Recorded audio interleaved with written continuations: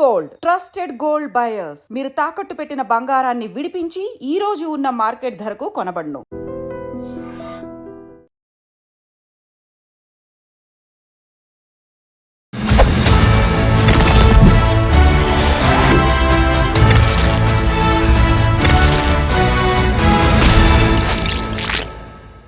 పరిచయం అక్కర్లేని కపుల్ దువ్వాడ శ్రీనివాస్, దివ్యల మాధురి.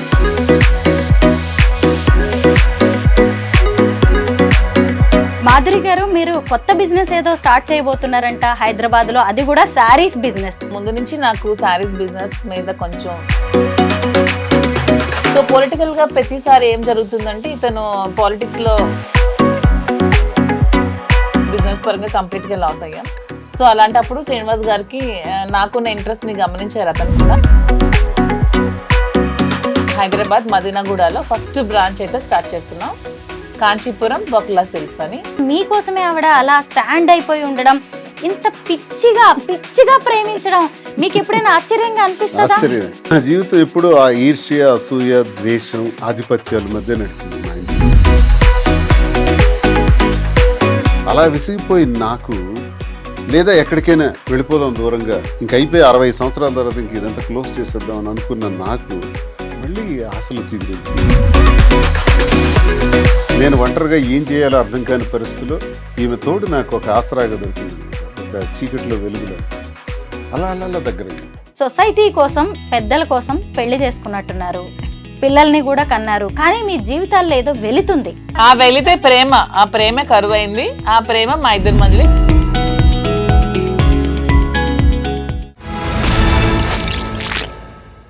అందరికీ నమస్కారం, నేను Swarupa Potlapalli. Welcome to trending topic.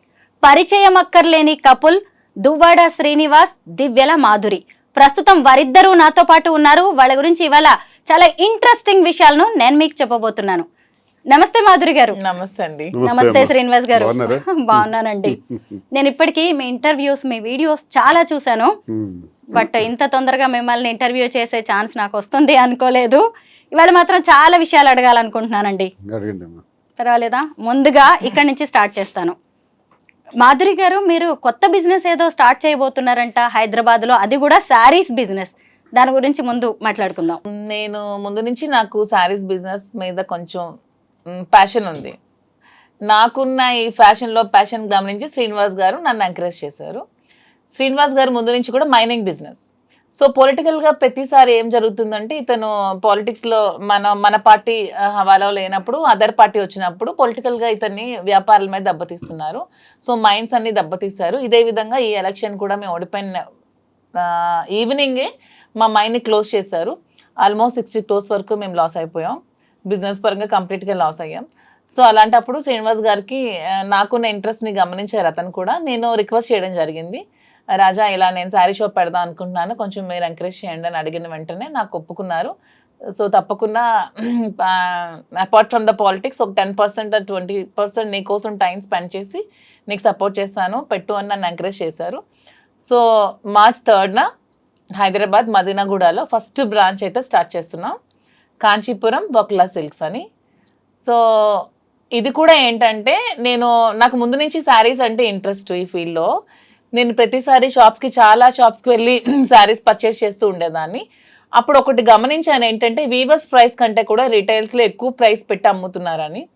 So ఇది కాకుండా మనమే దగ్గరుండి వీవింగ్ చేయించుకొని వీవర్స్కి కూడా పని కల్పిస్తూ మనం ఆ వీవర్స్ ప్రైస్ నుంచి కొంచెం మనకున్న మార్జిన్ వేసుకుంటూ తక్కువ ప్రైస్లోనే పబ్లిక్ కూడా శారీ అందాలి, ప్రతి ఉమెన్కి కూడా తక్కువ ప్రైస్లో శారీ వెళ్ళాలి, అది కూడా ప్యూర్ క్వాలిటీ ఉండాలి. సో ఇప్పుడు మనకి చాలా వెరైటీస్ ఉంటాయి, టస్సెస్, ఆర్గాంజెస్, పట్టు, ఇలా చాలా ఉంటాయి. లెనిన్ అన్నీ కూడా డూప్లికేట్స్ వచ్చేస్తున్నాయి. అలా కాకుండా ఎందుకంటే యాజ్ ఏ ఉమెన్గా మనం శారీ కట్టుకునేటప్పుడు ఆ ఫీల్ అనేది మనకు తెలుస్తుంది. ఎదుటి వాళ్ళకంటే కూడా వాళ్ళకి నచ్చినాయి నచ్చకపోయినాయి, ముందు మనకు నచ్చాలి, మనకు ఆ ఫీల్ కంఫర్ట్గా ఉండాలి. సో ప్యూరిటీ అనేది కంపల్సరీ ఉంటూ క్వాలిటీ కూడా తక్కువ రేట్కి ఇస్తూ శారీ షాప్ ఓపెన్ చేయాలనే ఉద్దేశంతోనే నేను శారీ స్టోర్ ఓపెన్ చేస్తున్నాను. దానికి శ్రీనివాస్ గారు నాకు సపోర్ట్ చేశారు. దాని పేరు కాంచీపురం బొక్లా సిల్క్స్ అని మేము పెట్టుకున్నాం. అయితే మాలాంటి మిడిల్ క్లాస్ విమెన్ కూడా వచ్చి షాపింగ్ చేయొచ్చు అన్నమాట. ష్యూర్, మిడిల్ క్లాసే కాదు, బిలో మిడిల్ క్లాస్ కూడా వచ్చి చక్కగా మాధురి మేడం దగ్గరకు వచ్చాము, మేము వెళ్ళాము, మాకు తక్కువ ప్రైస్కి ఇంత మంచి క్వాలిటీ శారీ వచ్చిందని ఫీల్ అవుతూ కస్టమర్ ప్రతి ఒక్కరు కూడా వెళ్తారు. అండ్ మెయిన్ నేను నా శారీ షాప్కి బ్రాండ్ అంబాసిడర్ నేనే. నా షాప్ కి నా బ్రాండ్ అంబాసిడర్ కస్టమర్స్ అనుకుంటున్నాను. ఎవరో హీరోయిన్స్ కి మోడల్స్ కి పిలిచి డబ్బులు ఇచ్చి మోడల్ షూట్ చేసే బదులు నా కస్టమర్ కే తక్కువ ప్రైస్ ఇస్తే వాళ్ళే నా బ్రాండ్ అంబాసిడర్స్ గా ఉంటారు. వాళ్ళే 10 మందికి వెళ్ళి చెప్తారు మేడం దగ్గర తక్కువ కాస్ట్ శారీ ఉందని. So public are my brand ambassador, my customers నా బ్రాండ్ అంబాసిడర్. శ్రీనివాస్ గారు చూసారు అసలు ఆ కాన్ఫిడెన్స్ లెవెల్స్. శ్రీనివాస్ గారే నా కాన్ఫిడెన్స్. అసలు అతను నా పక్కన ఉంటే నేను చాలా కాన్ఫిడెంట్ గా ఉంటాను.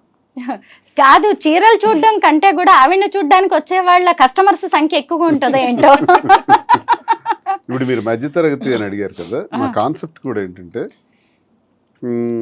సరసమైన ధర. ఇప్పుడు నేను చూస్తున్నాను, నాకైతే నాలెడ్జ్ లేదు ఈ సారీస్ మీద, పట్టు సిల్క్స్ మీద. తినుకున్నటువంటి ఎక్స్పీరియన్స్, ఆ ప్యాషన్ అన్నది ఎందుకు ఎక్స్పోజ్ చేయకూడదు, ఇది బిజినెస్లో ఎందుకు మనం 10 మందికి ఉపయోగపడకూడదు అనేది ఆలోచించి మగ్గాళ్ళ దగ్గరికి మేమే స్వయంగా వెళ్ళి ఒక 5-6 నెలలుగా ఈ ప్రాక్టీస్ చేస్తున్నాం. వారణాసి నుంచి ఇక్కడ బెంగళూరు వరకు చాలా ప్రాంతాల్లో, ముఖ్యమైన ప్రాంతాలన్నీ కంచి కానీ, ధర్మవరం కానీ, యాడికి కానీ, ఇలాంటి ప్రాంతాల్లో మగ్గాల వద్దకు వెళ్ళి వాళ్ళు నేస్తున్నటువంటి ఆ చీర, ఆ క్వాలిటీ ఏదైతే ఉందో దానికి సరైనటువంటి ధర వచ్చే విధంగా. ఎందుకంటే మగ్గందారుడికి కూలే మిగులుతుంది, ఎవరైతే కొంటున్నారో వాళ్ళకి 6 నుంచి 7 రెట్లు ధర పలుకుతుంది కస్టమర్కి. ఈ చీరల వ్యాపారంలో నష్టపోతున్న వాళ్ళు 1 మగ్గందారుడు నేతన్న, 2 కస్టమర్. వీళ్ళకి న్యాయం చేయాలి. అందుకే నేను డైరెక్ట్ మగ్గందారుడి దగ్గరికి వెళ్ళి నీకు న్యాయంగా అయినటువంటి ధర ఇప్పిస్తాం కాబట్టి నువ్వు అవన్నీ మాకు అందించని చెప్పడం జరిగింది. వాళ్ళు అవన్నీ కూడా మగ్గాల ద్వారా చాలా సేకరించుతాను. నేనేం చెప్తున్నానంటే నాణ్యత ప్రాధాన్యత, నాణ్యతే మా ప్రామాణికం. Quality is our predominance. దీనిని ఎప్పుడూ కూడా మనం మైండ్ నుంచి తీయకూడదు. ఎందుకంటే వ్యాపారం చేసిన తర్వాత వ్యాపారం పెట్టినవాడు ఎవరో తెలుస్తుంది, వ్యాపారం ప్రారంభించిన తర్వాత ఎక్కడైనా సరే. మా పరిస్థితి ఏంటంటే ఈ వ్యాపారం ప్రారంభించక ముందే మేము ఎవరో తెలుసు, మా మీద ఎక్స్పెక్టేషన్స్ ఉంటాయి. ఈయన రాజకీయాలకు చెందిన వ్యక్తి కదా, ప్రజల పట్ల మరి వర్తకుల ఈ కస్టమర్స్ పట్ల ఏ విధమైనటువంటి బాధ్యతతో ఈయన ఈ వ్యాపారం చేయగలుగుతారు మాధురి కానీ శ్రీనివాస్ కానీ అనుకోవచ్చు. కాబట్టి వాళ్ళకి న్యాయం చేయాలి. మా దగ్గరకు వచ్చే కస్టమర్ ఇప్పుడు ఫర్ ఎగ్జాంపుల్ 50,000 రూపాయలకు మగ్గందారుడి దగ్గర కొంటే ఇక్కడ 3 లక్షల రూపాయలకు అమ్ముతున్నారు. ఎందుకు అంత ధరకు అమ్మాలి? అప్పుడు అక్కడ మీరు అన్నట్టు ఒక మధ్యతరగతి కుటుంబానికి చెందినటువంటి ఒక మహిళ వచ్చి ఆ చీరను కొనాలంటే 3 లక్షలు అని కొనలేకపోవచ్చు. కానీ మా ఉద్దేశం అది కాదు. ఆ 50,000 రూపాయల చీరనే ప్రాఫిట్స్ అలాగే మెయింటెనెన్స్ అన్నీ కలుపుకొని ఒక సరసమైన ధర, ఒక రీజనబుల్ ప్రైస్కి అంత కాస్ట్లీ చీర కూడా అందించాలి. ఏదైతే అంత ఖరీదు పెట్టి జూబ్లీ హిల్స్లో కొంటున్నారో అదే చీరని అదే జూబ్లీ హిల్స్లో కానీ, అదే మదీనాగూడలో కానీ, హైదరాబాద్లో ఎక్కడైనా సరే ఒక రీజనబుల్ ప్రైస్కి అందించాలి. కస్టమర్ అనేవాడు మన దగ్గరికి వచ్చాడంటే సంతృప్తితో అతను బిల్ పేమెంట్ చేయాలి. కళ్ళల్లో బాధ ఉండకూడదు, అరే నేను ఈ ప్రైస్ ఇంత ఎక్కువ ఇచ్చానే అన్న ఫీలింగ్ ఉండకూడదు. మనం వాళ్ళ సంతృప్తిని చూడాలి అన్నది మాకున్న ప్రజా సంబంధాల కారణంగానే ఈ అభిప్రాయం కూడా ఉంది మాకు. ఆ అభిప్రాయంతోనే బిజినెస్ చేయటం జరుగుతుంది తప్ప లాభాపేక్షతోని ఇందులో ఏదో సంపాదించేయాలని కాదు. అలా చేయాలనుకుంటే చాలా వ్యాపారాలు ఉంటాయి, ఇందులోకే రావాల్సిన పని లేదు. తనకున్న ప్యాషన్ పట్ల, ఈ వ్యాపారం చేయటం పట్ల ఆమె ప్రతి స్త్రీకి తనకు ఒక అవగాహన ఉంది. పొట్టిగా ఉన్నారా, పొడవుగా ఉన్నారా, వీళ్ళు నలుపుగా ఉన్నారా, తెలుపుగా ఉన్నారా, ఎవరు ఎలా ఉన్నా నాతో చాలా మంచి మాటలు చెప్పింది. స్త్రీకి ఆభరణం చీర అని, ఆభరణాల కన్నా నిజమైన ఆభరణం చీర. ఆ చీర ఎలా ఉండాలి అన్నది సామాన్యులు, ఒక కవి కూడా చెప్పారు, సామాన్యుడైన కూలి పనికి వెళ్ళే స్త్రీ అయినా సరే ఎవరికైనా చీర ఇచ్చే అంత అందం ఏది ఇవ్వదు. కాబట్టి ఆ చీరని అందరికీ అనుకూలంగా ఉండేటట్టు ఏ చీరని తయారు చేసి పెడితే ఈ షాప్లో ఆ అందాన్ని తెచ్చిపెట్టగలం అన్నది ఒక పెద్ద స్టడీ చేసింది. స్టడీ చేసి ఇవన్నీ చేసింది. తన కష్టం ఎక్కువ, నేను బ్యాక్డ్రాప్లో ఆమెకు పూర్తిగా సపోర్ట్ ఇస్తున్నాను. ఈ బిజినెస్లో ఇక్కడ ఒక 6 బ్రాంచెస్ కింద డెవలప్ చేసి ఇంకా అలాగే విజయవాడ, రాజమండ్రి, కాకినాడ, విశాఖపట్నం, బెంగళూరు ఇలా విస్తరిద్దామని, దీంతోపాటు జ్యువెలరీ కూడా ఆమెకు బాగా అనుభవం ఉంది, దానిలో కూడా స్టార్ట్ చేద్దామని ఈ రంగంలోకి దిగటం జరిగింది. అసలు మైనింగ్ బిజినెస్ ఎక్కడా, చీరల బిజినెస్ ఎక్కడా? చీరల గురించి మీరు ఎంత అద్భుతంగా చెప్తున్నారు. అదే నేను ఇప్పుడు అడగబోతున్నాను. యాక్చువల్ గా ఎందుకంటే స్త్రీకి నిజమైన ఆభరణం చీర అని నేను అంటూ ఉంటాను. సో శ్రీనివాస్, ఉమెన్ పొట్టిగా ఉన్నా, పొడుగ్గా ఉన్నా, నలుపుగా ఉన్నా, లావుగా ఉన్నా, ఎలా ఉన్నా ఉమెన్ అంటే అందం అంతే. అది ఈవిడైనా మిమ్మల్ని ఇలా equal to మార్చేసింది చీరల గురించి కూడా మాట్లాడేలాగా ఈవిడే కదా ఇంతవరకు రాళ్ల గురించి మాట్లాడేవాడు. రాళ్ళు రప్పల గురించి వరల్డ్ మాట్లాడేవాళ్ళు. క్లాస్ మెటీరియల్ గ్రానైట్ లో నాకు మంచి పేరు ప్రఖ్యాతులు ఉండే ఐకాన్ బ్రౌన్ అని. ఎక్స్పోర్ట్స్ 20 years గ్రానైట్స్ ఎక్స్పోర్ట్స్ లోనే ఉన్నాను. వ్యాపారం గురించి తెలుసు, ఫినాన్స్ అప్ అండ్ డౌన్స్ తెలుసు, ఇవన్నీ తెలుసును కానీ దీని గురించి నాకు చీరల పట్ల అవగాహన లేదు. ఈ మధ్యకాలంలో ఈ 4-5 months నుంచి ఎక్కువగా నేను చూస్తున్నాను. మగ్గాల దగ్గరికి వెళ్ళటం, వాళ్ళు చూడటం, వాళ్ళు పడే కష్టం, ఇందులో నాణ్యత, ఇవన్నీ చూస్తూ నేను కంక్లూజన్కి వచ్చాను. మనం ఈ బిజినెస్ ఈ రకంగా చేయాలి, ఇది బ్రెయిన్లో పెట్టుకున్నాను. తప్పకుండా సక్సెస్ చేస్తాం, తప్పకుండా న్యాయమైన ధర, సరసమైన ధర వస్తుంది. దానికి నేను ఎప్పుడు కూడా ఆ విధంగా ఆలోచిస్తాను. వ్యాపారం విషయంలో చేద్దాం. ఇప్పుడు ఈ వ్యాపారం చేయకూడదని ఏముంది, ఇది నేరం కాదు. చాలామంది అంటుంటారు దువ్వాడ శ్రీనివాస్ ఆఖరికి ఇలా ఆలోచిస్తున్నాడా, పొలిటీషియన్, అగ్రెసివ్గా మాట్లాడే పొలిటీషియన్, ఎవరినైనా ప్రశ్నించేవాడు, ఎంత దీనిగా ఉండేవాడు. ఏం తప్పే ఉంది? మాధురి కోరికను వాలంటైన్స్ డే సందర్భంగా నాకు ఇది కోరుకుంది, నేను నా ఫ్యాషన్ పట్ల నాకున్న ఈ ప్యాషన్ని మీరు సహకరించండి అనేటప్పుడు నేను మాట ఇచ్చాను. తప్పకుండా తను ఈ బిజినెస్లో సక్సెస్ అవుతుంది. వచ్చే వ్యాలంటైన్స్ డే నాటికి తప్పకుండా 6 branches ఫినిష్ అవుతాయి. ఇతర ఆంధ్రప్రదేశ్లో కూడా కొన్ని బ్రాంచెస్ వస్తాయి. ఒక విమెన్ ఎంటర్ప్రెన్యూర్గా ఒక మంచి ప్లాట్ఫామ్ మీద నిలబడుతుంది. 6 branches ఎక్కడ మాధురి గారు? ఫస్ట్ నేను మదీనాగూడలో స్టార్ట్ చేస్తున్నాను. హైదరాబాదే. ఎందుకంటే వెన్ కంపేర్ టు ఆంధ్ర అమ్మాయినే, కానీ ఎందుకో నాకు హైదరాబాద్ పీపుల్ కనెక్షన్ ఈ 6-7 monthsలో చాలా ఎక్కువగా ఉంది. మ్యాక్సిమం హైదరాబాద్ ఎవరికైనా సరే లైఫ్ ఇస్తుంది బతకడానికి వచ్చే వాళ్ళకి చాలా మందికి. సో నాకు ఎక్కువ ఫ్యాన్స్ కూడా హైదరాబాద్లోనే ఉన్నారు. తెలంగాణ వాళ్ళే చాలా ఎక్కువ ఉన్నారు. నన్ను ఆదరిస్తున్నారు, అర్థం చేసుకున్నారు, సపోర్ట్ చేస్తున్నారు, నన్ను ప్రేమిస్తున్నారు, నన్ను కలవాలని అడుగుతున్నారు, నన్ను కలుస్తున్నారు, చాలా సపోర్ట్ చేస్తున్నారు. సో ఎందుకు ఫస్ట్ హైదరాబాదే చూస్ చేసుకోకూడదని ఆలోచించుకొని హైదరాబాద్ ఫస్ట్ చూస్ చేసుకున్నాను. అండ్ ఉమెన్ ఎంటర్ప్రెన్యూర్ ఎదగడానికి హైదరాబాద్ మంచి అవకాశం ఇస్తుందని నేను బాగా స్ట్రాంగ్గా నమ్ముతున్నాను.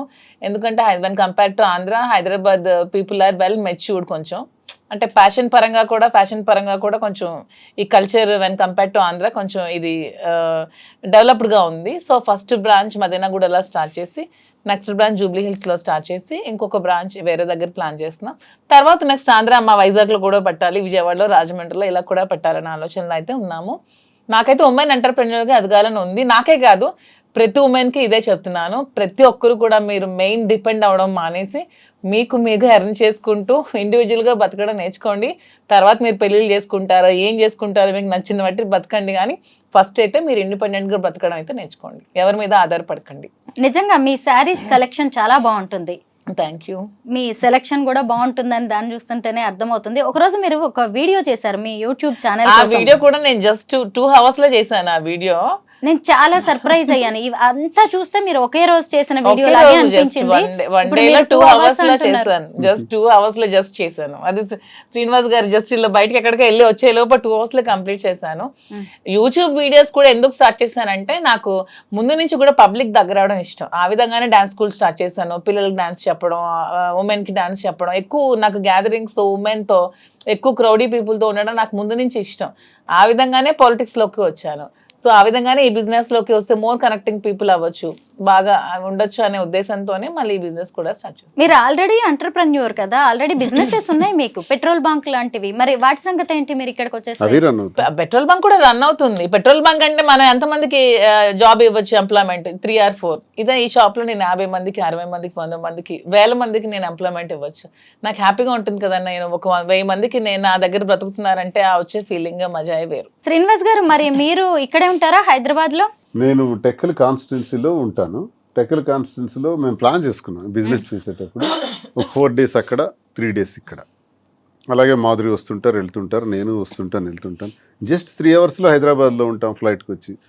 ఇక్కడ నుంచి బయలుదేరితే మరో 3 hours టెక్కల్లో ఉంటాం. ప్రజా సమస్యలు ఇప్పుడు ప్రస్తుతం మాకు 29లో ఎలక్షన్ అయితే ఓ 2 years గ్యాప్ బాగా దొరికింది. ప్రస్తుతానికి చిన్న చిన్న సమస్యలు ఉన్నాయి, కార్యకర్తలకి ఇబ్బందులు పెడుతున్నారు. అలాగే పెళ్ళిళ్ళు, ఏవైనా ఫంక్షన్లు ఉంటే వాటికి హాజరవటం, కార్యకర్తలకు ఇబ్బంది వస్తే నిలబడటం, గ్యాప్ కొంచెం ఉంది. కాబట్టి ఈ గ్యాప్లో బిజినెస్ని పికప్ చేద్దామని ఇది సీరియస్గా తీసుకున్నాను. అంటే హైదరాబాద్ వచ్చి వెళ్తుంటాను. ఇక్కడ కూడా ఇల్లు తీసుకుంటున్నాం, ఇక్కడ ఉండటం జరుగుతుంది, అక్కడ ఉండటం జరుగుతుంది. పాలిటిక్స్ అనేది మాకు ఊపిరి. పాలిటిక్స్ 25 సంవత్సరాల కష్టం, అది ఎక్కడ విడిచిపెడతాం? ఫస్ట్ అది అది చేసి తీరుతాం. అది ఉంటే ఇది ఉంటుంది. మీ అన్ని బిజినెస్ మల్టిపుల్. మీ బిజినెస్ కోసం మరి ఆయన మరి ఇక్కడ ఉండడం అక్కడ ఉండడం ఇబ్బంది ఏమి మా రాదంటారా? ఇద్దరికి కూడా ఫస్ట్ పాలిటిక్సే మా లైఫ్, తర్వాత బిజినెస్ మా ప్యాషన్. సో పాలిటిక్స్ వదిలేదే లేదు అసలు. మేము రాజకీయాలు అనేది వదిలేదే లేదు. అతను ఊపిరినంత వరకు రాజకీయాలు చేస్తూనే ఉంటారు, ప్రజల కోసం పోరాడుతూనే ఉంటారు, ప్రజల పక్షాన్ని నిలబడుతూనే ఉంటారు. సో బిజినెస్ కోసం పాలిటిక్స్ వదిలేది లేదు. ఎంతమంది బిజినెస్ చేస్తూ పాలిటిక్స్ చేయట్లేదు? ఓన్లీ పాలిటిక్స్ చేస్తే మేము ఎలా బ్రతికేది? మాకు బ్రతకడానికి కూడా ఉండాలి, మాకు నమ్మి వచ్చిన కార్యకర్తను కూడా మేము బ్రతికి పెట్టే విధంగా ఉండాలంటే మేము కూడా బిజినెస్ చేయాలి, చేస్తూ పాలిటిక్స్ చేయాలి. కాబట్టి రెండు బ్యాలెన్స్ చేసుకోగల సత్తా మాలో ఉందే కాబట్టి మేము కాన్ఫిడెంట్ గా ఉంటూ ఈ నిర్ణయం తీసుకుంటూ బిజినెస్ చేస్తూ పాలిటిక్స్ చేస్తాం. రెండు బ్యాలెన్స్ మా చేసుకోవాలి. ఉద్యోగాల్లో కూడా ఎంతో మంది నాతో ఉన్నటువంటి నిరుద్యోగులు, ఏ అవకాశం లేకుండా ఉన్న వాళ్ళు చాలా మంది ఉన్నారు. వాళ్ళందరినీ ఇన్వాల్వ్ చేస్తున్నాం. మా ఎవరికి కార్యకర్తలు ఇబ్బంది చాలా లేకుండా. మంది ఇక్కడ పెడుతున్నాను స్టాఫ్ గా. అక్కడ ఎవరికైతే జాబ్ అవసరం ఉందో వాళ్ళకి, ఇక్కడ ఎవరు అవసరం ఉందో హైదరాబాద్ లో వాళ్ళకి. ఎంతమంది వీలైతే అంతమందిని తీసుకుంటూ మరి కొంతమందిని అక్కడ అవకాశం లేని వాళ్ళకి కూడా ఇక్కడ తెచ్చిపెట్టడం, ఇవన్నీ కొంతమందికి లైఫ్ ఇవ్వటం జరుగుతుంది కదా. జీవితం నెలకు 20-25,000 జీతం, 30,000 జీతంతో హాయిగా ఉంటారు. పాలిటిక్సే మా లక్ష్యం అని చెప్తున్నారు. Yeah. అసలే మరి హైదరాబాద్కి వస్తున్నారు. హైదరాబాద్ జనం, తెలంగాణ వాళ్ళు చాలా మెచ్యూర్డ్ గా ఆలోచిస్తారు. ఏమో రేపు ఇక్కడ ఏమన్నా పాలిటిక్స్ లోకి అవకాశం వస్తే మాధురి గారికి మీకు ఓకేనా? అవకాశం వచ్చిన మరుక్షణమే మా ఆశీస్సులు ఉంటాయి, సహకారం ఉంటుంది. గ్రేట్. అసలే జిహెచ్ఎంసీ ఎలక్షన్స్ రాబోతున్నాయి. మాధురి గారు మీలాంటి ఫైర్ బ్రాండ్స్ అవసరం అన్ని పార్టీలకి కనిపిస్తోంది. కొంచెం ఆలోచించుకోండి. మీ బేస్ అయిన ఆంధ్ర నుంచి ఇక్కడికి వస్తున్నారు. ఎందుకంటే ఎందుకంటే ఇప్పట్లో మాకున్నది ఎప్పుడు పాలిటిక్స్ తో మాకు నిత్య సంబంధం, వ్యాపారం. అవకాశం వస్తే చూద్దాం. అయితే నేను ఒక ఇంటర్వ్యూలో మీరిద్దరు చెప్పడం ఒకటి నేను చూశాను. మాకు 5 పిల్లలు అన్నారు. మీ 2 ఆడపిల్లలు, అలాగే ముగ్గురు. మీకున్న 3 ఆడపిల్లలు. ఎలాగా ఇంత అంటే ఓన్లీ స్టేట్మెంట్ కి అది పరిమితం చేస్తున్నారా, లేదంటే ప్రాక్టికల్ గా కూడా బాధ్యతగా ఉంటున్నారా మీరు? ప్రాక్టికల్ గా ఉండాలి కదా. స్టేట్మెంట్ కి పరిమితం చేయడానికి మేమేం చిన్నపిల్లలం కాదు. అలాంటి స్టేట్మెంట్ ఇవ్వాల్సిన అవసరం కూడా మాకు లేదు. మాకు 2 పిల్లలు, 3 పిల్లలు, 5 పిల్లలు అనుకునేటప్పుడు 5 పిల్లల బాధ్యత కూడా మేము తీసుకుందామని నిర్ణయించుకున్నాం. ఆల్రెడీ ఒక పాపకు పెళ్ళైంది, ఇంకో పాప పెళ్ళికి రెడీగా ఉంది. ఆమె పెళ్ళికి కావాల్సిన ఏమైతే మేము ఖర్చు పెట్టాల్సిన డౌరీ ఉంటే అవి కూడా రెడీ చేస్తూ, నా పిల్లలు ఇంకా చిన్నవాళ్ళు, just UKG, 5th standard, 6th standard, వాళ్ళకి చదివించుకుంటూ వాళ్ళు కూడా ఒక ఉన్నతమైన స్థానంలో పెడుతూ వాళ్ళు కూడా చూసుకుంటూ 5 పిల్లల బాధ్యత ఇంతమంది ప్రజల బాధ్యత మేము తీసుకున్నప్పుడు 5 పిల్లల బాధ్యత మేము తీసుకోలేమా? సిల్లీ క్వశ్చన్ అది. ఎవరు అడుగుతుంటే మేము సమాధానం ఇస్తున్నాం. సమాధానం ఇవ్వాల్సిన అవసరం కూడా మాకు లేదు. మీరు దేనికి ఉండాలి? మా ఇంటికి వచ్చే ప్రజల కష్టాల్లోనే మేము ఉన్నప్పుడు మా పిల్లలకి మేము ఎలా వదిలేస్తాం? ప్రజలు మాకు నిత్య సంబంధం. మాకు మా వల్ల బయటకు వచ్చినటువంటి 5 పిల్లలు. 5 పిల్లలు చూడకపోతే మీరు ఎవరిని చూడాలి? కామన్, చిన్న విషయం. అది చూడాలి, తప్పదు. అది మా ధర్మం, మా బాధ్యత. యాజ్ ఏ పేరెంట్స్ గా పిల్లల బాధ్యత అందరికీ పేరెంట్స్ తీసుకోవాలి. వాళ్ళ తలరాతలు మనం కలనే, వాళ్ళు ఏమవుతారో అదేమనే తర్వాత అది దైవాధీనం. కానీ వాళ్ళ బాధ్యత మనం అయితే తీసుకోవాలి. వాళ్ళకి ఏ రంగంలో కావాలంటే ఆ రంగంలో పెట్టాలి. వాళ్ళకి ఎలా కావాలంటే ఏ ఫీల్డ్ కావాలంటే ఆ ఫీల్డ్ లో ఉంచి వాళ్ళని చూసుకోవాలని మేమైతే నమ్ముతున్నాం, అలాగే చూసుకుంటున్నాం. మాధురి గారు, మీ పిల్లలు 3 కూడా చిన్నవాళ్ళు. మరి ఇప్పుడు వాళ్ళు హైదరాబాద్కి వస్తారా మీతో పాటు? ఈ నెక్స్ట్ ఇయర్ అయితే హైదరాబాద్ లోనే పెట్టి ఇక్కడే స్కూల్లో జాయిన్ చేద్దామని అయితే నేను అనుకుంటున్నాను. నా దగ్గర ఉంచి చదివిద్దాం అనుకుంటున్నాను. ప్రెసెంట్ మా మదర్ దగ్గర ఉన్నారు. కొంచెం నేను సెటిల్ అయ్యాక హైదరాబాద్ నచ్చింది నాకు కూడా. సో హైదరాబాద్ లోనే వాళ్ళు కూడా చదివిద్దాం అనుకుంటున్నాను. 3 ఆడపిల్లలు, వాళ్ళకి తండ్రి ప్రేమ, ఆయన అందించే భరోసా అనేది చాలా అవసరం. శ్రీనివాస్ గారు ఖచ్చితంగా మంచి తండ్రి, దాన్ని నేను కాదనలేదు. పిల్లలు కూడా అలా యాక్సెప్ట్ చేస్తారా తండ్రి లాగా? ఆయన పిల్లలు వాళ్ళ ఫాదర్ అండర్ లోనే ఉన్నారు. నేను మా హస్బెండ్ మ్యూచువల్ గా కన్సర్న్ తో విడిపోయినా సరే వాళ్ళ ఫాదర్ వాళ్ళ పిల్లల బాధ్యతను తీసుకుంటున్నారు. నా బాధ్యత కూడా యాజ్ ఏ మదర్ గా నేను తీసుకుంటున్నాను.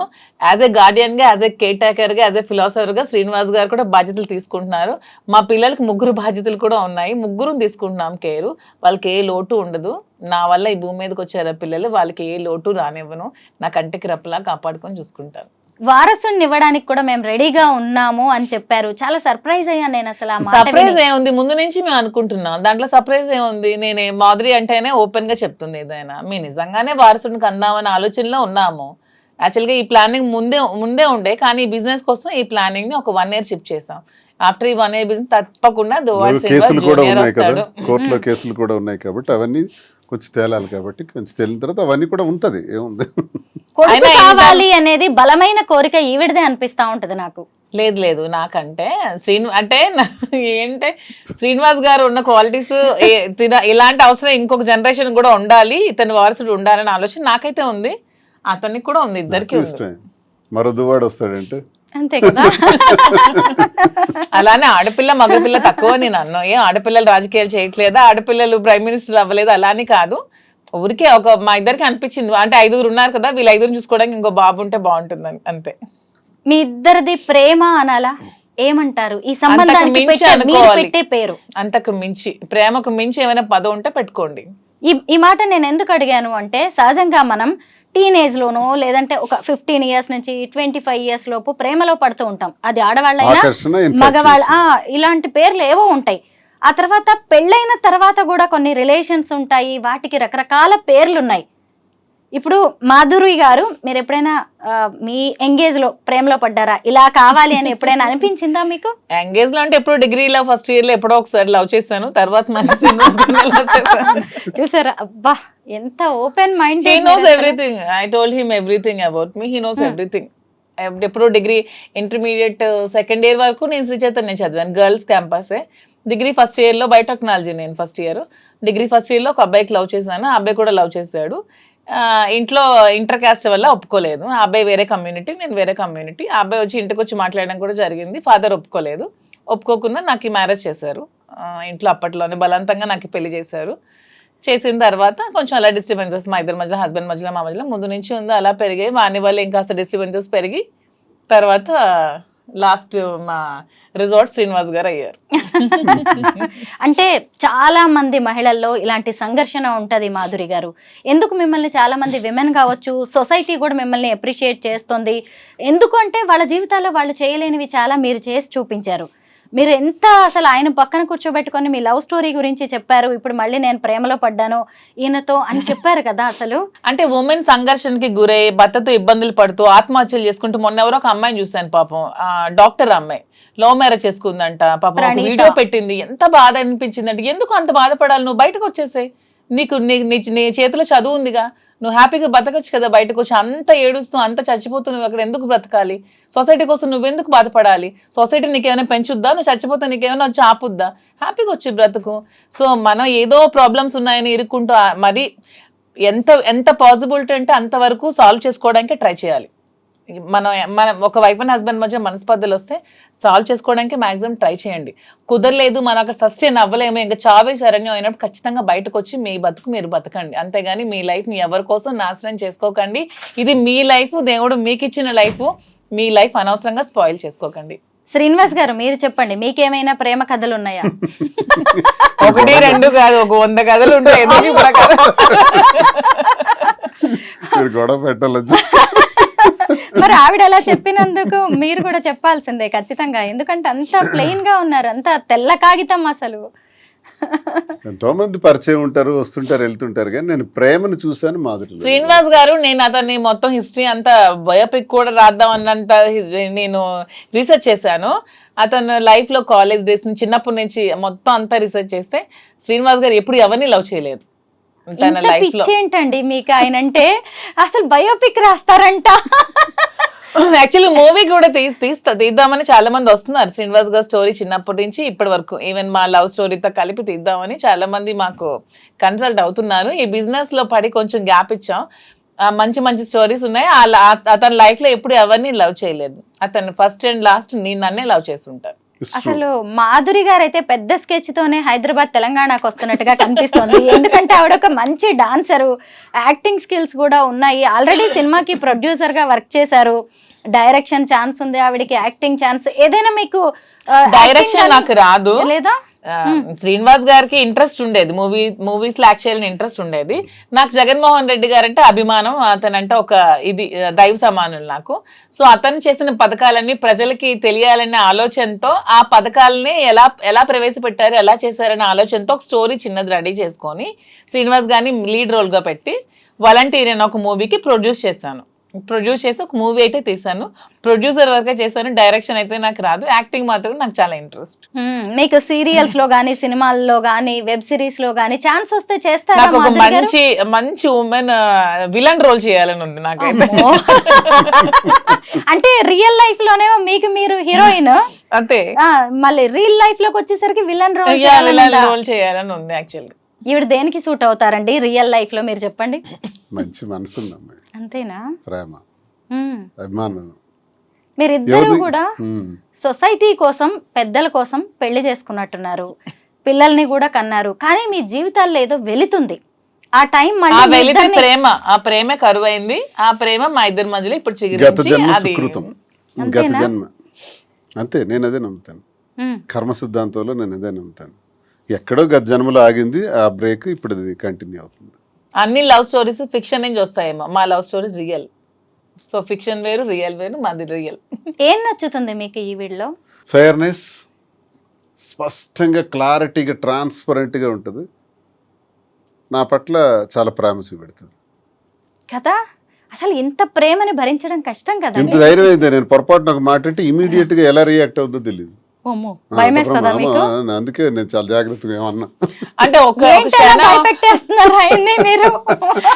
అంటే ఒక క్షణం అతను నాతో మాట్లాడకపోయినా నేను ఉండలేను అనమాట. ఒక క్షణం ఆ గ్యాప్ కూడా నేను తీసుకోలేను.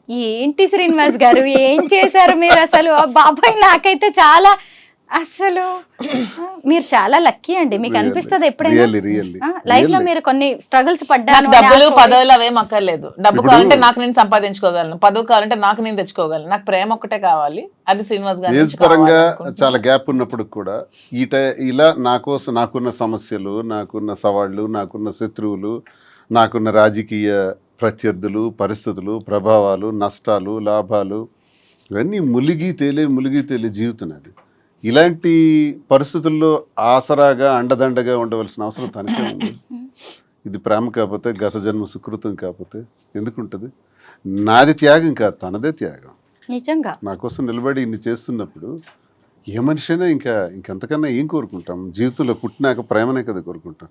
అది తల్లి ప్రేమ, తండ్రి ప్రేమ, అక్క చెల్లెళ్ళు, అన్నదమ్ముళ్ళు, స్నేహితులు, ఆఖరికి ఇలా ప్రేమ, ఒక ఆడమగకి మధ్య ఉండేటువంటి ప్రేమ. ఈ ప్రేమతత్వమే మనల్ని ఇలా మార్చుతుంది. నిజంగా. అంటే మాధురి గారు, మీకు మీ లైఫ్ లో ఒక అసంతృప్తి, ఒక వాక్యూమ్ అనేది ఉండొచ్చు. ఒకవేళ అందరు ఆడవాళ్ళలాగే నచ్చకపోతే విడాకులు తీసుకొని వేరే జీవితాన్ని ప్రారంభించే అవకాశం కూడా మీకుంది. అయినా సరే ఎందుకు దువ్వాడగారే? ఎందుకంటే మీ చుట్టూ కూడా ఎంతో మంది మగాళ్ళు ఉండొచ్చు, ఎంతో అట్రాక్ట్ చేసే అవకాశాలు కూడా మీకు ఉండొచ్చు. అయినా సరే ఎందుకు ఈయనే నచ్చారు మీకు? పైగా ఇద్దరు పిల్లలు పెద్దవాళ్ళు అయ్యారు, వాళ్ళ ఇంట్లో ఉన్న ఇష్యూస్ ఇవన్నీ మీకు తెలుసు. అయినా సరే ఇంత ఏజ్ గ్యాప్ అంటే కావచ్చు, రకరకాల శ్రీనివాస్ issues గారు ఉన్నాయి. అన్నట్టు ఇది నిజంగా గత జన్మ బంధమేమో అని నాకు మిగిలిపోయిన, గత జన్మలో మేము మిగిలిపోయిన ప్రేమికులమేమో అని నాకు అనిపిస్తుంది. ఇంతమంది ఉంటే అతనే ఎందుకు నాకు కనెక్ట్ అయ్యారు, ఇంతమంది అమ్మాయిలు ఉంటే నేనే ఎందుకు శ్రీనివాస్ గారికి కనెక్ట్ అయ్యాను, మా ఇద్దరి మధ్యలోనే ఎందుకు ఇలా రిలేషన్షిప్ డెవలప్ అయింది, ఏదో గత జన్మలో మిగిలిపోయిన బంధం ఏమో నాకు కూడా అనిపిస్తుంది. శ్రీనివాస్ గారిలో అంటే కొన్ని క్వాలిటీస్ నాకు బాగా నచ్చాయి. తను చాలా హంబుల్, హానెస్ట్, స్ట్రైట్ ఫార్వర్డ్, నీతి నిజాయితీతో ఉంటారు. లంచం ఇలాంటివి ఏవి ఎవరు ఎంత చూపించినా అవి ఏమి లొంగరు. సో ఇవన్నీ కూడా అతను ఉన్న బెస్ట్ క్వాలిటీస్, చాలా రేర్గా ఉండే క్వాలిటీస్.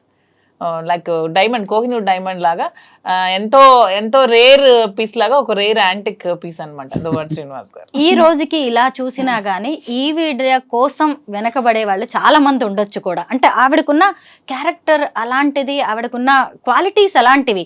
అయినా సరే అసలు మీకోసమే ఆవిడ అలా స్టాండ్ అయిపోయి ఉండడం, ఇంత పిచ్చిగా ప్రేమించడం మీకు ఎప్పుడైనా ఆశ్చర్యంగా అనిపిస్తుందా? ఆశ్చర్యమే కదా. నేను అదే అనుకుంటాను. నా జీవితం ఎప్పుడూ ఆ ఈర్ష్య, అసూయ, ద్వేషం, ఆధిపత్యాల మధ్య నడిచింది మా ఇంట్లో. ఇలాగే వెళ్ళిపోతానేమో. నేను కొన్నిసార్లు అనుకున్నాను, ఏంటబ్బా ఈ కుటుంబ జీవితం నాకు ఇలా ఉంది, పిల్లల కోసం బాధ్యత వహిస్తూ చాలా ఓర్పు సహనంతో ఉన్నాను. ఇలాగే రహస్యంగా వెళ్ళిపోవాలి. కొంత జీవితం అయిన తర్వాత నేనేమనుకునేవాడిని అంటే ఎక్కడికైనా ఆశ్రమానికి వెళ్ళిపోదాం అనుకునేవాడిని. లేదు, ఎక్కడైనా ఒక 5 ఎకరాల ల్యాండ్ తీసుకొని నీట్గా ఒక చిన్న కుటీరం వేసుకొని ప్రశాంతంగా ఒక్కడనే ఉంటాను, వ్యవసాయం చేసుకుని ఎవ్వరికీ రానివ్వను, నేను ఒక్కడిని ప్రశాంతం బ్రతుకుతాను, నాకు ఒక్కడిని కావాలి, ఏకాంతం కావాలా. విసిగిపోయాను అనమాట ఇంటి వ్యవహారాలకి. అలా విసిగిపోయి నాకు, లేదా ఎక్కడికైనా వెళ్ళిపోదాం దూరంగా, ఇంక అయిపోయి 60 సంవత్సరాల తర్వాత ఇంక ఇదంతా క్లోజ్ చేసేద్దాం అని అనుకున్న నాకు మళ్ళీ ఆశలు చిగురించి నాకు ఒక ప్రేమ అంటే ఏంటో నాకు కూడా అర్థమయ్యేటట్టు, తెలిసేటట్టు, అది కూడా భగవంతుడు నాకు ఇచ్చాడంటే ఆ వెంకటేశ్వర స్వామికి ఏ జన్మలో నేను ఆ స్వామిని నమ్ముతాను ఎక్కువగా. నిత్యం నేను స్వామినే ప్రార్థిస్తాను. నా ఇంటి ఇలవెల్పు స్వామి ఇచ్చిన ఇదే నాకు అని నేను భావిస్తాను. తోటి మగవాళ్ళు కూడా ఈర్ష్య పడే అంత అదృష్టం మీది. ఎస్. కదా, అన్నిటినీ డబ్బులతో కొలవలేమో మాధురి గారు. డబ్బు కాదు ఇక్కడ, డబ్బు ఈ రోజుల్లో ఎవరు సంపాదించట్లేదమ్మా, ప్రతి ఒక్కరు డబ్బులు నా దగ్గర సంపాదించారు. ఏముంది ఇప్పుడు అలా అయితే నిజమే. అంతే కదా. నిజంగా అసలు అంటే ఈవిడ అమాయకురాలు అనిపిస్తుంది ఇక్కడ చూసినప్పుడు, మీరు మాత్రం లక్కీ అనిపిస్తుంది. అలా మాట్లాడుతూనే ఉంటారు కానీ అంటే ఆవిడ ఎక్కడ లెక్కలేసుకోలేదండి నేను గమనించినంత వరకు. 100% ట్రూ. నిలబడాలని చూస్తుంది. ఇప్పుడు మా ఇంట్లో జరిగిన సంఘర్షణ తర్వాత ఈయనకు నేను తోడుగా ఉంటానని ఒక డెసిషన్ తీసుకున్నాను. అంతే. నేను ఒంటరిగా ఏం చేయాలో అర్థం కాని పరిస్థితిలో ఈమె తోడు నాకు ఒక ఆసరాగా దొరికింది అనమాట, ఒక చీకట్లో వెలుగులాగా. అలా అలా అలా దగ్గరైంది. అది ఆ కారణం ఏంటంటే ప్రేమ, హిడెన్ లవ్, ఎక్కడో ఒక దగ్గర బయటపడినటువంటి ప్రేమ ఉంది. అది మాకు మా మధ్య ఈ స్థితికి దారితీస్తుంది తప్ప అందరూ ట్రోల్ చేసేటట్టు మేమేదో స్వార్థపూరితంగాను ఇంకొక దురాశ ఆశలతోనో ఇది చేయలేదు. మా పరిస్థితులే మాకు ఈ స్థితికి దారితీసాయి. ఇందులో ప్రేమ అన్నది మాకు ఇంత బలంగా మమ్మల్ని దగ్గర తీసింది. ఈ ప్రేమతో దగ్గరైనటువంటి మేము ప్రజలకు కానీ మా మీద ఆధారపడిన పిల్లలకు కానీ మేము పూర్తిగా భరోసాగా ఉండాలి. ఏదైతే ఇంక శేష జీవితం ఉంటుందో ఆ జీవితంలో మరిన్ని మంచి వ్యాపారాలు చేయాలి, మరింత మందికి ఉపయోగపడాలి, ఒక విమెన్ ఎంటర్ప్రెన్యూర్గా ఆమెను నిల్చోబెట్టాలి. నేను అన్నీ చూశాను. నేను బిజినెస్లో పీక్స్కి వెళ్ళాను, రాజకీయాలు చూశాను, అన్నీ చూశాను. ఇంకా నాకు అది ఇది చూడాలనే కోరికలు అయితే లేవు. ఆమెకు సపోర్ట్గా ఉందాం, ఏం చేస్తే అటన్నిటికీ ముందు సపోర్ట్ చేస్తాను. బిజినెస్లో కానీ రాజకీయాల్లో కానీ ఏం చేసినా పర్వాలేదు. మాధురి గారు, శ్రీనివాస్ గారు ఒక ప్రజాప్రతినిధి. ఆయన హీరోయిజం మీకు బాగా నచ్చుతుంది, ఆయన మంచితనం మీకు బాగా నచ్చుతుంది. కానీ ఆయన ఫ్యామిలీ విషయంలో ఆయనకి ఇంకా బాధ్యత ఉంది. పెద్దమ్మాయి పెళ్ళి అయింది, చిన్నమ్మాయికి ఇంకా ఆయన పెళ్లి చేయాల్సి ఉంది. భార్య సరే ఎటు పోయి ఎటు వచ్చినా ఆమె విషయంలో కూడా ఆయనకి బాధ్యత ఉంది. ఒకవేళ ఆయన ఆ బాధ్యతలు నెరవేర్చే క్రమంలో మీరు ఆసరాగా నిలబడతారా ఆయనకి? అదే చెప్తున్నాను, ఆమె విషయంలో బాధ్యతగా ఉంటూ ఆస్తి అంతా ఆమెకి రాసి వచ్చేసారు. అతను ఇది 0 బ్యాంక్ బ్యాలెన్స్ నా దగ్గరికి వచ్చారు. తను ఒక బాధ్యత పెట్టుకున్నారు. చిన్న పాప పెళ్లికి వాళ్ళు తను ఫైనాన్షియల్ గా అంతా ఇచ్చేసినా సరే తండ్రిగా నా బాధ్యత నేను నిర్వర్తించాలని నాకు అడిగినప్పుడు తప్పకుండా చేద్దాము, మీరు ఎలా చేయాలంటే అలా చేయండి అని చెప్పి నేను కూడా అతనికి సపోర్ట్ చేయడం జరిగింది. ఆ విషయంలో నేను ఎప్పుడు కూడా అతనికి అడ్డు చెప్పేదే లేదు. చాలా మంది ఆడవాళ్ళు ఇలాగా ఇష్టమైన వ్యక్తులను ఇష్టపడుతూ ఉంటారు, కానీ బయటకు చెప్పలేక కొంతమంది అయితే హత్యల దగ్గరకు వెళ్తున్నారు, ఆత్మహత్యల దాకా వెళ్తూ ఉంటారు. అసలు మీరు ఎలా ఫేస్ చేస్తున్నారు సొసైటీని? సొసైటీని నేను ఎప్పుడు నన్ను విమర్శించే వాళ్ళకి నేను ఇది పొంగిపోను, నన్ను విమర్శిస్తే నేనేం కృంగిపోను, నన్ను పొగిడితే నేనేమి పొంగిపోను. రెండు బ్యాలెన్స్ చేసుకుంటూ వెళ్తాను. మనల్ని అర్థం చేసుకున్న వాళ్ళు మనకు దగ్గరగా ఉంటారు, లేని వాళ్ళు దూరంగా ఉంటారు. సొసైటీని ఎప్పుడు ఎవరు పట్టించుకోకండి అమ్మా. సొసైటీ ఎప్పుడు మనం ఎలా ఉన్నా సరే ఎప్పుడు ఏదో ఒకటి అంటూనే ఉంటుందని ఎప్పుడు 10 సార్లు ఇదే చెప్తున్నాను. ఉమెన్ ఎలా ఉన్నా సరే సొసైటీ అనేది కామెంట్స్ చేస్తూనే ఉంటుంది ఎవ్రీ ఫీల్డ్లో. ఈవెన్ సినిమాల్లో కానీ, మీ జర్నలిజంలో కానీ, ఈ సీరియల్స్ యాక్ట్ చేసే వాళ్ళు కానీ, బిజినెస్ ఉమెన్ కానీ, ఏదైనా సరే ఉమెన్ ప్రతిరోజు కూడా ప్రాబ్లమ్స్ ఫేస్ చేస్తూనే ఉన్నారు. ఇలా విమర్శలు, కాంట్రవర్సీలు ఎదుర్కొంటూనే ఉన్నారు. మన ఇంట్లో కూర్చున్నా సరే పక్కింటోళ్ళు, పొరుగింటోళ్ళు, ఎదురింటోళ్ళు ఏవో ఒకటి మాటలు అంటూనే ఉంటారు. కానీ నీ కష్టం వచ్చినప్పుడు ఏ పక్కింటోడు, పొరుగింటోడు, ఏ సొసైటీ కూడా నీ దగ్గరికి రాదు. సో అలా అని మరీ విచ్చలవిడిగా ఉండమని నేనైతే చెప్పను. కానీ మీ నచ్చినట్టు, మీ మనసుకు నచ్చినట్టు, మీ వల్ల ఎదుటి వాళ్ళు ఇబ్బంది పడకున్నా, మీరు ఒక కన్నీరుకి కారణం కాకుండా ఒక జీవితానికి మీరు హ్యాపీగా లీడ్ చేయండి. అంతేగాని ఎవరి కోసం మీ లైఫ్ ని సాక్రిఫైస్ చేయకండి. సంఘంలో ఉంటూ సంఘానికి అన్యాయం చేయకూడదు. మనం అంతే. మోసాలు, అన్యాయాలు, అక్రమాలు, ద్రోహాలు, దేశ ద్రోహాలు చేస్తే ఈ సంఘంలో మనకు చెడ్డ పేరును తెస్తాయి. ఎదుటి మనిషి కన్నీటికి మనం కారణం కాకూడదు. ఎదుటి మనిషిలో సంతోషానికి మనం కారణం అయితే చాలు. ఆ సంతోషానికి కారణం కాకపోయినా పర్వాలేదు, కానీ కన్నీటికి మాత్రం కారణం కాకూడదు. ఈ ప్రిన్సిపల్స్ మనం ఎప్పుడైతే ఉంటామో వ్యక్తిగత విషయాలకి ఈ ప్రిన్సిపల్స్ ఉన్నప్పుడు వ్యక్తిగత విషయాలకు సంబంధం ఏంటి?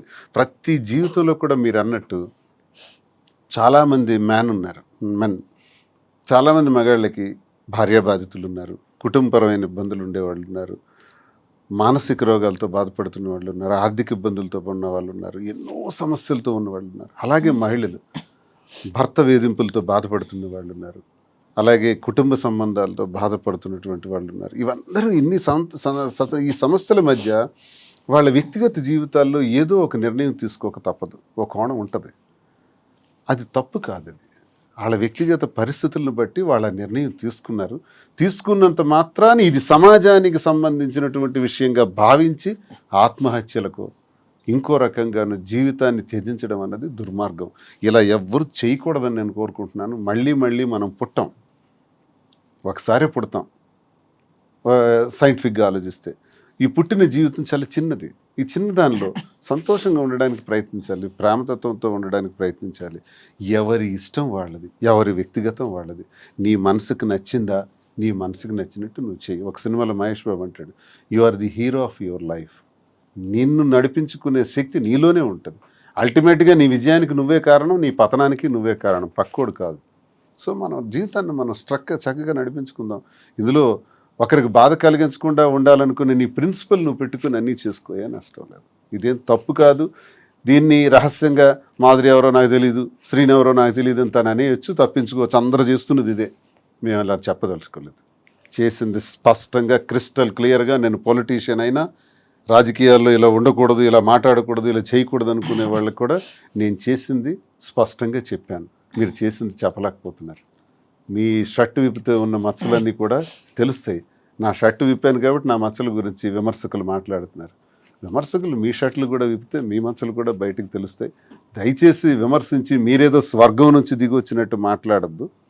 ఇలాంటి విమర్శల వల్ల చాలామంది జీవితాలు త్యజించుకుంటున్నారు, ఇలాంటి మాటల వల్ల. అలాంటి వాళ్ళకి మేము ఉదాహరణగా ఏం చెప్తున్నాం అంటే ధైర్యంగా ఉండండి, ఎవరిని ఖాతరు చేయకండి, విమర్శల్ని పక్కన పెట్టండి. విమర్శించేవాడు పనికి మాలినవాడు, చేతగాని వాడే విమర్శిస్తాడు. మహిళ స్ట్రాంగ్గా ఉండాలని చెప్తాము, బాగా చదువుకోవాలి అంటాము, ఉద్యోగాలు చేయాలంటాము, అంతరిక్షంలో కూడా ఆడది వెళ్ళాలని చెప్తాం. కానీ అదే పర్సనల్ లైఫ్లోకి వచ్చేసరికి మాత్రం ఎవరిని పెళ్లి చేసుకుంటే వాళ్ళతోనే ఉండాలి, ఆ చెయ్యి వదిలేసిరా, నీకు ఇష్టమైన మళ్ళీ ఇంకొక మగాడి చెయ్యి పట్టుకొని ఏ సమాజమూ చెప్పదు. కానీ ఇప్పుడు వీటన్నిటిని కూడా బద్దలు కొట్టారు మాధురి గారు. మీరేమంటారు మహిళలకు సంబంధించిన హిందూ ఈ సాంప్రదాయ విషయంలో? ప్రకారం పెళ్లిళ్ళు ఉంటే మరి డైవోర్స్ సిస్టమ్ అనేది ఎందుకు తీసుకొచ్చారు అసలు? అది తీసుకురాకుండా ఉండాల్సింది కదా. మరి ఎందుకు డైవోర్స్ సిస్టమ్ అనేది ఎందుకు వచ్చింది అసలు? అది తప్పదు. మరి అది ఉండకూడదు. అప్పుడు ఒకరితో పెళ్లి చేసుకుని ఆగిపోవాలంటే డైవోర్స్ సిస్టమ్ ముందు బ్యాన్ చేయాలి. వివాహాలకు వచ్చేటప్పుడు తల్లిదండ్రులు అనేవాళ్ళు పెంచాలి, పోషించాలి, చదివించాలి, ఉన్నత స్థాయికి తీసుకురావాలి, అన్ని చేయాలి. వివాహం వచ్చేటప్పటికి ఆ వ్యక్తిగతంగా ఆ బిడ్డకున్న ఆలోచననే మనం ప్రొటెక్ట్ చేయాలి, మగవని ఆడవని. ఇప్పుడు నా కూతురు ఉంది, పెద్ద కూతురు. నేను ఒక ఇష్టమైన ఒక వ్యక్తిని పెళ్లి చేసుకుంటాను, ఓకే గో హెడ్ అన్నాను. మ్యారేజ్ చేసుకుంది. అలాగా డబ్బులు గట్టిగా ఖర్చు పెట్టి పెళ్లి చేశాను, నేనేం వద్దనలేదు. అసలు ఇంతవరకు మీకు ఒక విషయం చెప్పినా, అబ్బాయి ఏ క్యాస్ట్ కూడా శ్రీనివాస్ గారు తెలియదు. నేను పట్టించుకోను. నీకు ఇష్టం కదా చేసుకో అంటే నేను ఆచరించి నేను చెబుతున్నా. నేను తండ్రినే. ఇలా ఆచరించే తండ్రులు ఎవరైనా ఉంటే వాడు ఒక మూర్ఖుడు, చేతగానివాడు. పిల్లలని ఒక స్థాయికి తీసుకురావటమే నీ బాధ్యత. వాళ్ళ జీవితం వాళ్ళది, వాళ్ళకి విడిచిపెట్టాలి. చాలామంది తల్లిదండ్రులు ఏమనుకుంటారంటే నా కొడుకు నాకు చల్లగా నాకు చూడాలి, కోడలు వచ్చిన తర్వాత ఆ కోడల్ని వాళ్ళిద్దరు సంతోషంగా ఉంటే దాన్ని జెలస్గా ఫీల్ అయ్యి నన్ను నిర్లక్ష్యం చేస్తున్నాడు నా కొడుకు అంటారు. తప్పది. పెళ్ళయిన తర్వాత ఇంక నీ కొడుకుతో నీకు సంబంధం వద్దు, నీ కూతురుతో నీకు సంబంధం వద్దు. వాళ్ళు హాయిగా బ్రతకని, నీ కాళ్ళ మీద నువ్వు బ్రతుకు. బాగులేనప్పుడు వాళ్ళే వస్తారు, లేనప్పుడు దేవుడు ఉన్నాడు చూస్తాడు. అంతేగాని లేనిపోని ఆలోచనలు పెట్టుకొని మారుతున్న ఈ జనరేషన్లో ఇంకా మనం అన్ని విషయాల్లో తలదూర్చడం వల్ల ఈ గొడవలు వస్తాయి, స్పర్ధలు వస్తాయి, విడిపోతారు, గొడవలు పడతారు. పిల్లల్ని అంతవరకు అల్లారు ముద్దుగా పెంచుతారు. పెంచినప్పుడు ఇష్టం వచ్చినట్టు పెళ్లి చేయమంటే హత్యలు చేస్తున్నారు, పరువు హత్యలు అంటున్నారు. కులం ఏమైనా తిండి పెడుతుందా? క్యాస్ట్కి ఏముందా? అందరూ హ్యూమన్ బీయింగ్సే కదా. ఈ క్యాస్ట్ ఫీలింగ్ ఎందుకు అసలు? మాధురి గారు, మీరు శ్రీనివాస్ గారిని ఏమని పిలుస్తారు? నేను రాజా అని పిలుస్తాను. ఎందుకని? ఆయన కింగ్ అనా? అలాంటి క్వాలిటీస్ ఉన్నాయని. ఏంటండి రాజాకు ఉండే క్వాలిటీస్ చెప్పండి. ఎంతకన్నా క్వాలిటీస్ ఏముంటుంది? ప్రజల కష్టం ఉందంటే అక్కడ వెళ్ళి అతను ఉంటారు. 600 100 వాళ్ళ కష్టంలో ప్రతి క్షణం పాలు పంచుకుంటారు. అంతకన్నా ఇంకేం ఉండాలి క్వాలిటీస్ కింగ్కి? అందుకే నాకు ఎప్పుడు రాజాలా కనిపిస్తాడు. సినిమాల్లో చూస్తాం కదా హీరోస్ ని, మీకు రియల్ లైఫ్ లో హీరో మీరు అన్యాయం జరుగుతుంది అంటే ఆడు ఎవడైనా నేను విడిచిపెట్టే ప్రసక్తి లేదు, నిలబడిపోతాను అడ్డంగా. రాజకీయం కోసం అడ్డదారులు తొక్కరు, ఎవరి కాళ్ళు పట్టుకోడు, ఎవరికి రిక్వెస్ట్ చేయడు, ఎవరికి బెక్ చేయడు. ఎవరైనా ఇతని పైన ఉన్నారు వాళ్ళకి వెళ్ళి బతిమాలితే నాకు ఈ పదవి వస్తుంది అంటే పదవి లేకపోయినా పర్వాలేదు, నేను మాత్రం ఇలాగే ఉంటానంటారు. ఇంతవరకు ఏ రోజు కూడా నాకు ఈ పదవి కావాలి, నా టికెట్ కావాలని ఏ రోజు కూడా చేయి చాచి ఎవరికి అడగలేదు. అన్ని అతని కాళ్ళ దగ్గరికి వచ్చాయి అంతే. అతని దురదృష్టం, అతని ఫ్యామిలీ పరంగా కొన్ని ప్రాబ్లమ్స్ ఫేస్ చేయడం వల్ల అతి తక్కువ ఓట్ల మెజారిటీతో 3000 2000 ఓట్లతో, అది కూడా ఫ్యామిలీ ప్రాబ్లమ్స్ వల్ల ఓడిపోయారు తప్పితే అతను ఎప్పుడు ప్రజా జీవితంలో ఎప్పుడో నగ్గేశారు. మీరు ఆవిడ ఏమని పిలుస్తారు? రాజు అంటే ఏంటి రాజారాజు. రాజారాజు ఏంటండి ఏమైనా పర్టికులర్ అలా ఏం కాదు, మా ఇంటి దేవత కులదేవత రాజులమ్మ తల్లి అనమాట. సో అలాగా మా ఇంటి దేవత అని చెప్పి నాకు అలా రాజు అని పిలుస్తారు. అలా ఎప్పుడైనా మీరు ఆయన మీద అలుగుతారా అండి? చాలా సార్లు. ఎందుకు? ఏంటి రీజన్స్ ఏముంటాయి? నాకు చిన్న ప్రియారిటీ దగ్గర నేను తట్టుకోలేను. ఇష్టమే మీకు ఇంకా. నా చెప్పాను కదా, నాకు పదవులు డబ్బులు ఇవన్నీ కాదు, ప్రియారిటీ కావాలి, ప్రేమ కావాలి. ఆ తగ్గితే మాత్రం నేను ఊరుకోను. అలుగుతుంది మళ్ళీ నా దగ్గరికి వస్తుంది. అలాగే వెళ్ళి సారీ చెప్పేమని అడిగేస్తాను, ఎందుకంటే ఎక్కువసేపు ఉండలేను కదా. మళ్ళీ ఆయనే కావాలి మీకు. ప్రియారిటీ తగ్గడం అంటే ఏం చేస్తూ ఉంటారు? అంటే ఏదైనా చిన్న కోపం వచ్చింది అనుకో, నాతో ఒక అరగంట ఇలా మాట్లాడడం మానేస్తారు. ఆ అరగంట మాట్లాడడం మానే నేను తట్టుకోలేను. సో ఆ గ్యాప్ లో కూడా వెళ్ళి త్వరగా నాకు సారీ చెప్పి మాట్లాడాయని చెప్తా. ఏడ్ చేస్తారా ఎప్పుడైనా మీరు? ఏడుస్తాను కూడా. అమ్మో, మీకు 2 అమ్మాయిలు కాదు 3 అమ్మాయిలు కదా. కొంచెం చైల్డిష్ పాపం.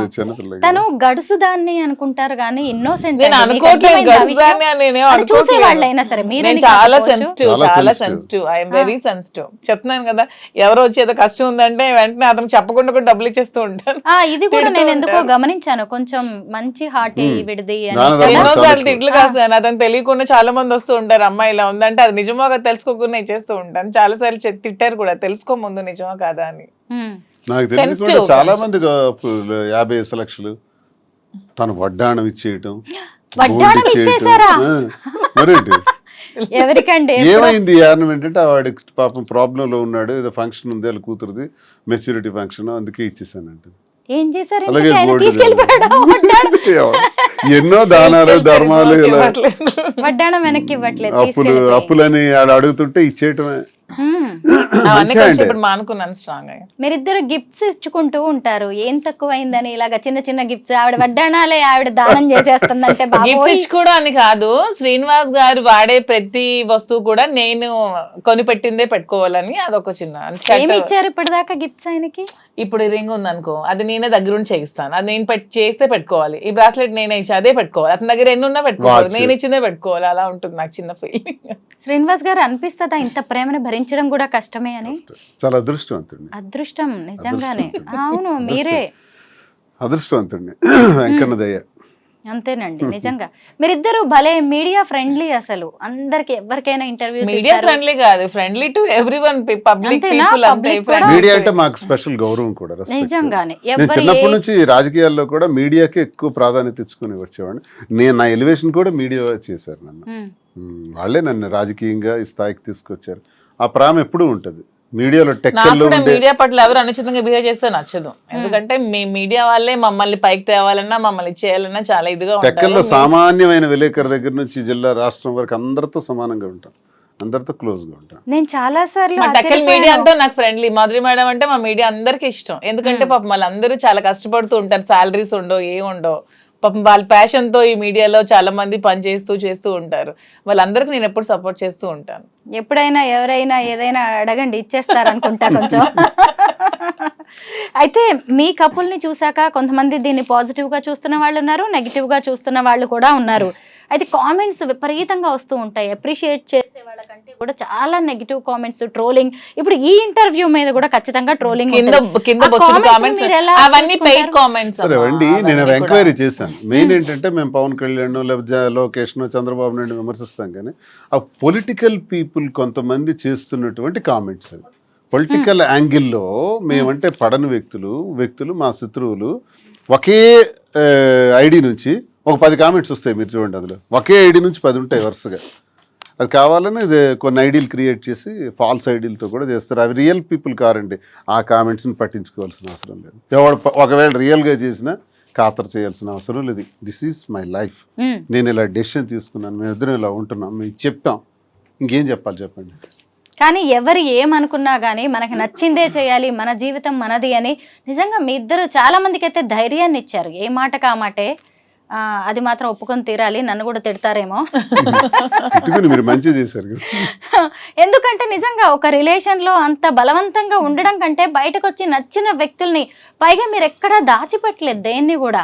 అదే అంటున్నాం కదా, నేను ఫస్ట్ టైం ఇంటర్వ్యూ ముందుకు వచ్చాను, అప్పటికే మేము 2 years నుంచి ఉన్నాము, మా పబ్లిక్ అందరికీ తెలుసు.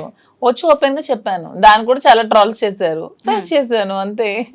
శ్రీనివాస్ గారు నాకేం సంబంధం లేదు, అతను ఎవరో నాకు తెలియదు అని చెప్పి నేను ఉండొచ్చు, అందరూ చేసేటట్టు సీక్రెట్ గా మేము కలవచ్చు, కలిసి ఉండొచ్చు, అన్నీ చేయొచ్చు. అలా ఏమీ లేదు, ఓపెన్ గా ట్రాన్స్పరెంట్ గా క్లియర్గా క్రిస్టల్ క్లియర్గా ఉన్నాం. మా తెలంగాణలో మీరు స్టార్ట్ చేయబోయే saris and jewellery business super success అవ్వాలని మేమైతే కోరుకుంటున్నాం. Thank you so much. మేము కూడా నాకు ఆ ఎప్పుడో నమ్మకం customers అయితే లాగా. ఉంది తెలంగాణ పీపుల్ మీద, నాకు సపోర్ట్ చేస్తారని, నన్ను ఆదరిస్తారని, నాకు ఈ బిజినెస్ కి 100% వాళ్ళు చేయూతం ఇస్తారని నమ్మకం అయితే నాకు ఖచ్చితంగా చాలా ఉంది. మంది తెలంగాణ పీపుల్ మేము కష్టాల్లో ఉండేటప్పుడు ఇక్కడ నుంచి ఫోన్స్ మహబూబ్ నగర్, నిజామాబాద్, హైదరాబాద్ ఈవెన్ నా పవర్ కట్ చేసినప్పుడు వానైతే నాకు ఇంటికి రావాలా, మేము వస్తాం ఇక్కడ అక్క, నుంచి. మేము హెల్ప్ చేస్తామని ఎక్కడెక్కడి నుంచో నాకు కాల్స్ చేసి చాలా చాలా సపోర్ట్ సపోర్ట్ విచిత్రంగా తెలంగాణ నుంచి support. చాలా ఎక్కువ వచ్చింది. అందుకే విశాఖపట్నంలో ప్రారంభిద్దాం బిజినెస్ అనుకున్నాం. మాకు నూనెను హైదరాబాద్లో ప్రారంభిద్దాం, 2 రాష్ట్రాల్లో కూడా మనకి అదొక వైడ్ ఇది వస్తుంది, అక్కడే చేద్దాం అని మనసు మార్చుకొని మళ్ళీ ఇక్కడికే వచ్చాం. ప్రేమాభిమానాలు, ప్రజలు ఇవన్నీ మర్చిపోలేనివి. మా కష్టాల్లో మాకు ఎంతమంది కాల్ చేసి నిలబడ్డారు అనేది మాకు తెలుసు. మీ వాళ్ళకి బేస్ ధన్యవాదాలు. ఆంధ్ర అయినా కానీ మా కోసం మీరు ఇక్కడికి వచ్చేసి కొత్త బిజినెస్ స్టార్ట్ చేయడం, మీ జీవితం కూడా అండి ఖచ్చితంగా ఈ సెకండ్ ఇన్నింగ్స్ అనేది అద్భుతంగా ఉండాలి. మీ పర్సనల్ లైఫ్ కూడా, ప్రొఫెషనల్ లైఫ్ కూడా ఖచ్చితంగా ఈవెన్ నేను సినిమాల్లోనో సీరియల్స్లోనో ఎక్కడో స్టార్ లాగా అయితే చూస్తాను. Thank you so much. Thank you, Thank you ma. so thanks to you both. Thank you.